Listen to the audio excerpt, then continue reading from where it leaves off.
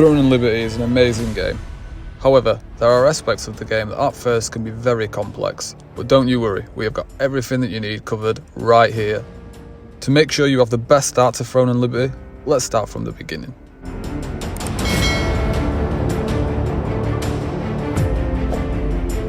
There are no classes in Throne and Liberty. Instead, you are defining your class by the 2 weapons that you are equipping. Each weapon comes with a set of active and passive spots. You can only use 12 actives and 8 passive skills, which in the end will define your class. Each weapon combination can be viable in PvE and PvP. Of course, there are certain classes that are more effective in a specific type of content, but you can make everything viable in any type of content. Don't rush to level 50 if you are not a hardcore PvP player. There's almost no benefit for your progression. If you're just one day earlier to level 50, don't sweat it. Now let's talk a little bit about the trading and pay-to-win currency Lucent. Unlike other MMOs, you're not able to directly trade with other players in the open world. All trading goes through the player-driven auction house, and here you will only trade with the currency Lucent. You can get Lucent by buying it directly from Amazon, participating in Castle Siege, and selling items on the marketplace. Lucent is not the only in-game currency on Throne and Liberty. Sollant is the other main currency that is used for all interactions with NPCs, like crafting fees, upgrading fees, and so on. One of the best ways to farm Sollant is by killing elite monsters in the open world dungeons. Open world dungeons are really nice looking places with a bunch of elite monsters. Every monster kill in the open world dungeon will consume so-called Abyssal contract tokens. While you still have those tokens, you are blessed with way more item drops and a shit ton more Sollant whilst in there. So if you have time, always try to use all of these Abyssal contract tokens.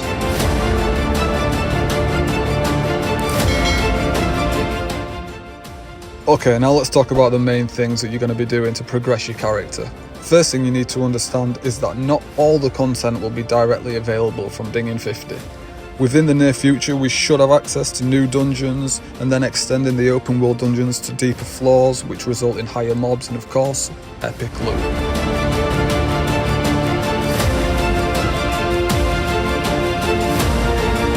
Okay, let's talk about daily and weekly contracts.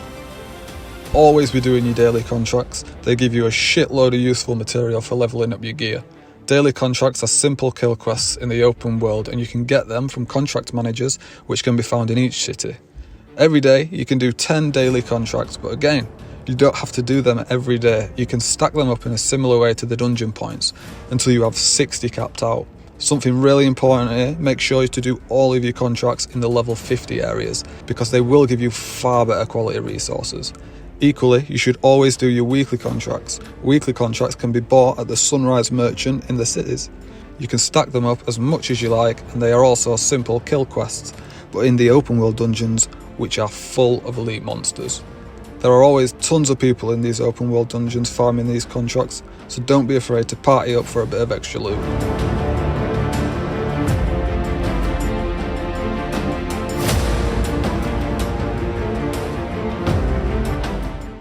If you go to the minimap on the right hand side of your screen, you can see just on the left is a calendar with all the upcoming world events. These events are either world bosses or dynamic events. There will always be a PvP and a PvE variant of each event. For the world bosses, do not expect high drop chances. Those items are very difficult to get dropped. The RNG is fucked. These items may not go directly into your inventory, but instead directly into your guild's bank, and then the guild hierarchy can decide what happens with the loot. So make sure you are fully aware of what kind of guild you are signing up for. During the dynamic events, you are competing against other players to kill monsters faster than them. There are both PvP and PvE variants of both of these events. It is worth noting that the PvP variant does reward the brave in giving better rewards.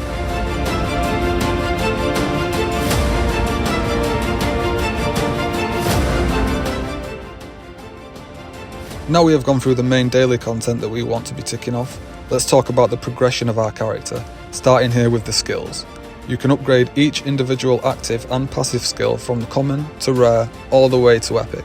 You will obtain resource books from the majority of the content you will partake in that will increase these levels of these skills. I would recommend following a certain build online and make sure to level up those skills.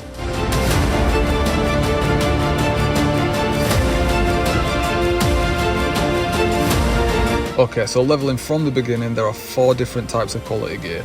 Epic and rare gear can be increased to a max level of 9, common to level 6, and uncommon is dog water and can't be leveled.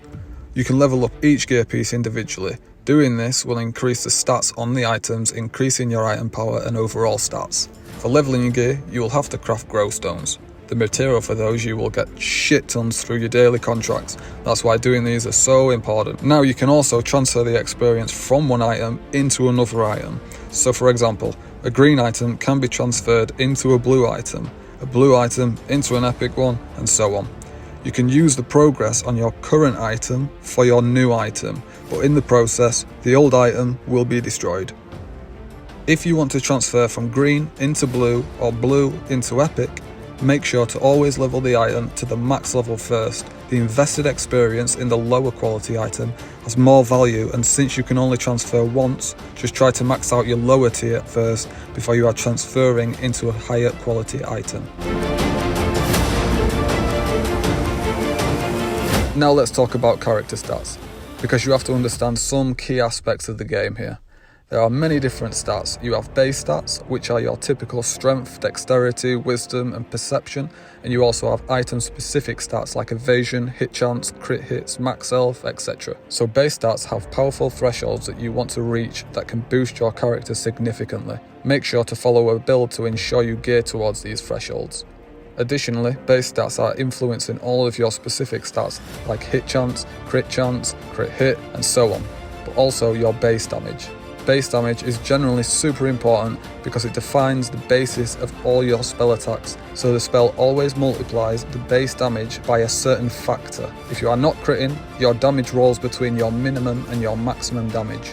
If you're critting, it will always use the maximum base damage. Critical hit improves the chance of your critting, and endurance lowers the chance of your enemy critting you.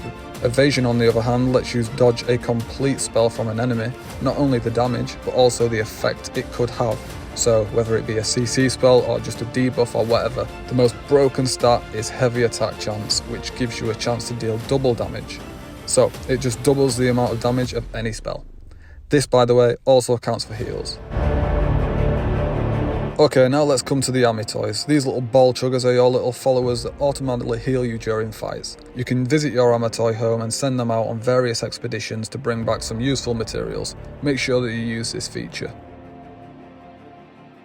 There are no mounts in the game, unfortunately, but you do have different kind of forms that you can morph into depending on your environment. You have a dash for a land travel, swimming for, well, swimming and gliding for, yeah, you get it. It can be freely used in combat, but be careful as it does consume additional stamina, which is also required to block. Through collecting different morph skins, you can level up the different type of morphs, which give you a smaller bonuses in these forms. Having a guild is just incredibly important in Throne and Liberty. A lot of PvE and PvP content is locked behind guild progression.